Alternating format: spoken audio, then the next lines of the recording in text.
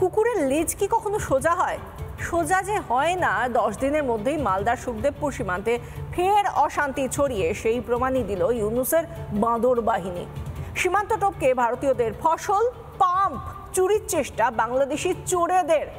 BSF ও গ্রামবাসীদের এককাট্টা প্রতিরোধে আবার লেজ গুটিয়ে পালাতে বাধ্য হলো বাংলাদেশের এই চোরেরা।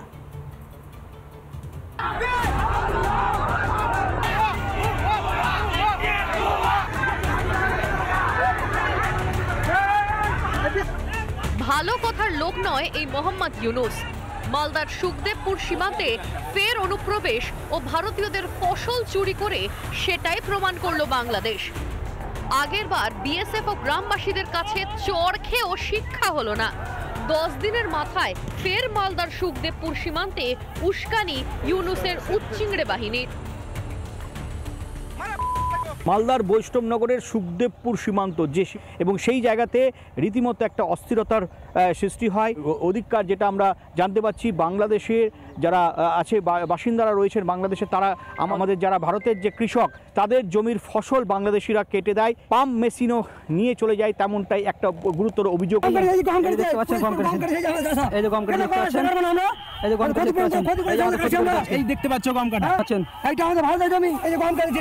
গোটা ঘটনায় বিজেপি ছিল নীরব দর্শকের ভূমিকায়।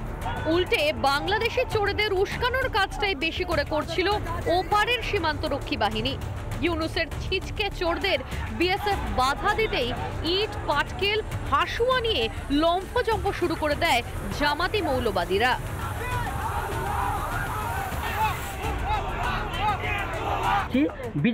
বিজেপি যে ওদের যে বর্ডার গার্ড ফোর্স, ওরা তখন ওদের যে জনগণ তাদেরকে মদত দিচ্ছে এবং ওখান থেকে ইট, পাটকেল থেকে শুরু করে বোম অবধি সেখান থেকে শুরু হয়েছে। আগেরবার রামধোলাই খেয়েও লজ্জা হয়নি, তাই মূর্খ জামাতিরা ফের উঠে পড়ে লেগেছিল অশান্তি বাঁধানোর জন্য। এবারেও চোরেদের ডান্ডা মেরে ঠান্ডা করলো ভারতীয় নাগরিকরা। এপারে ভারত মাতা কি জয় ও জয় শ্রীরাম ধ্বনিতে লেজ গুটিয়ে পালানোর পথ খুঁজছে বাংলাদেশিরা।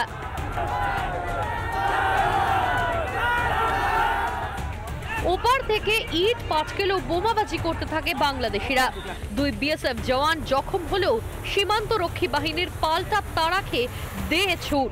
এপারে এসে চুরি করতে পারবে না বুঝেই কাঁটা তারে এত সমস্যা বাংলাদেশি চোরেদের। ইন্ডিয়া যদি বর্ডার যদি লাইন হয়ে যায় তো ওরা চুরি করতে পারবে না, যে ওরা খাবে কি, কাটা তার দিতে দেবে না। কাটার খানে আমাদের গ্রামবাসীর যে গরু, ছাগল, বকরি চুরি করতে পারবে না। স্যালো মেশিন গুলো সব উঠিয়ে নিয়ে চলে গেছে এখান থেকে। কেন নিয়ে যাবে ইন্ডিয়ার লোকের জিনিস? আসলে গদি বাঁচাতে মরিয়া ইউনূসের কাছে এখন সীমান্তে অশান্তি পাকানো ছাড়া বাঁচার কোনো রাস্তা নেই। এই সুদখোর ইউনূস বুঝতে পারছে ও টাইম হয়ে এসেছে। ও যেভাবেই হোক ইউনূস চাইছে যুদ্ধ লাগিয়ে টিকে থাকতে। বারবার ভারতকে উত্তপ্ত করার চেষ্টা কেন? সীমান্তে কাঁটা তার দিতে বাধা, এপারে এসে চুরি। ঠিক কি চাইছে বাংলাদেশ? ভারতের সঙ্গে যুদ্ধ? মোহাম্মদ ইউনূস কি জানেন না ছুঁচো মেরে হাত গন্ধ করা ভারতের স্বভাব বিরুদ্ধ? রিপাবলিক বাংলা। বারবার মালদার সুখদেবপুর সীমান্তবর্তী অঞ্চলে আমরা দেখতে পাচ্ছি বাংলাদেশের তরফ থেকে উস্কানি দেওয়া হচ্ছে। ফের উস্কানির চেষ্টা বিজিবি ও ইউনূস আশ্রিত দুষ্কৃতীদের। উস্কানির পাল্টা প্রতিরোধ ভারতের। সীমান্ত টপকে ভারতে চুরির চেষ্টা করা হচ্ছে। ফসল, পাম্প চুরির চেষ্টা বাংলাদেশি চোরেদের।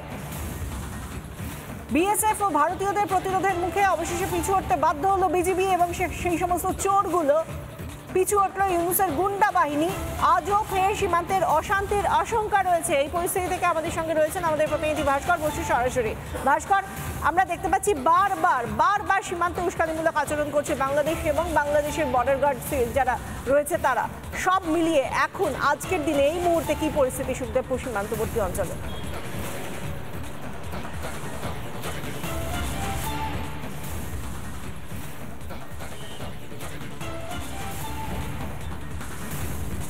একদমই দেখো বিশাখা, একদিকে ফসল চোর জিহাদি জামাত মোহাম্মদ ইউনূস তার এই টিকটিকি বাহিনীকে বারবার লেলিয়ে দিচ্ছে। আমরা লাগাতার রিপাবলিক বাংলায় দেখিয়েছি সাধারণ ভারতীয় গ্রামবাসীদের কথা, তাদের শৌর্যের কথা, কিভাবে প্রায় প্রতিদিন এই চোর ইউনুস আর তার এই বাহিনী ভারতীয়দের ফসল লুট করার চেষ্টা চালিয়ে যাচ্ছে।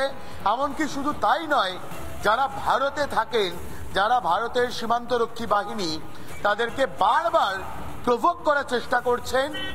সেই জায়গা থেকে দাঁড়িয়ে কিন্তু গতকালকে যে ছবি আমরা দেখিয়েছি দিনভর, এবং আজকে যেটা সাধারণ গ্রামবাসীরা তারাও যেটা আশঙ্কা করছেন, কিংবা বিএসএফ এর শীর্ষ আধিকারিকেরা, তাদের সঙ্গেও কিছুক্ষণ আগে আমার কথা হচ্ছিল, তারা যে বিষয়টা বলছেন, আবারও এই বিজিবি নামক একটা অপ্রশিক্ষিত জঙ্গি বাহিনী আর তার সঙ্গে মোহাম্মদ ইউনুসের এই টিকটিকি দল, তারা মিলে আবারও সীমান্তকে কিন্তু অশান্ত করার একটা চেষ্টা করতে পারে।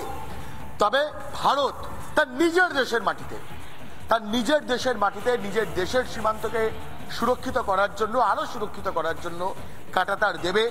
সেখানে এই টিকটিকি বাহিনী কিংবা এই বিজিবির মতো কোনো অপ্রশিক্ষিত দল যতই বাধা দিক না কেন, তাতে ভারতের কিচ্ছু যায় আসে না। কিন্তু যেভাবে বাংলাদেশি এই জঙ্গি বাহিনী, এই জামাত বাহিনী, মোহাম্মদ ইউনুসের এই লুঙ্গি বাহিনী, তারা বারবার ভারতীয়দের প্রভোক করছেন।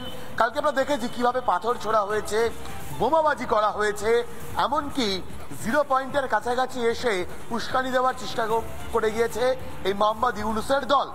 সেই জায়গা থেকে দাঁড়িয়ে ভারতীয়রা পাল্টা প্রতিরোধ করেছেন। বিএসএফ তারা ধৈর্যের পরীক্ষা প্রতিদিন প্রতিনিয়ত দিচ্ছেন। সেই জায়গা থেকে আজকে গোটা পরিস্থিতির দিকে আবারও কিন্তু কড়া নজর রাখতে চলেছে বিএসএফ। তার পাশাপাশি কিন্তু যারা ভারতীয়রা রয়েছেন, যারা গ্রামবাসীরা রয়েছেন, তারা বলছেন যে কোনো ধরনের এই আগ্রাসন, অন্তত এই লুঙ্গি বাহিনীর উচ্চকিরের মতো লাফালাফি ভারত মেনে নেবে না। দরকারে বিএসএফ এর আগে, পুলিশের আগে সাধারণ ভারতীয়রা তারা বুক পেতে দাঁড়াবেন, তারা বুক চিতিয়ে দাঁড়াবেন নিজের দেশের মাটিতে। এবং সেই প্রতিরোধের মুখে কিভাবে এই চোরেদের, বাংলাদেশের চোরেদের লেজ গুটিয়ে পালাতে হয়েছে, সেই ছবিটা গোটা বিশ্ব দেখেছে, শুধু ভারত নয়। অনেক ধন্যবাদ ভাস্কর।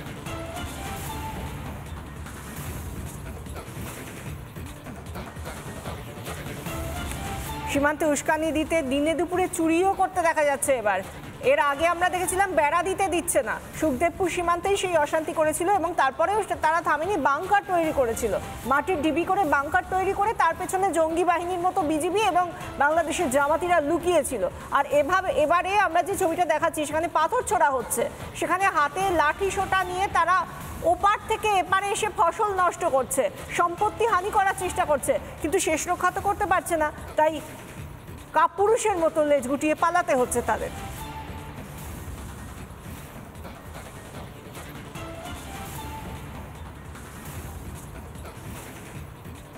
নানা ধরনের কন্টেন্ট দেখার জন্য লাইক করুন, শেয়ার করুন আমাদের ফেসবুক পেজ, সাবস্ক্রাইব করুন আমাদের ইউটিউব চ্যানেল। পাশাপাশি অন্যান্য ব্রেকিং নিউজের জন্য অবশ্যই চোখ রাখুন রিপাবলিক বাংলায়।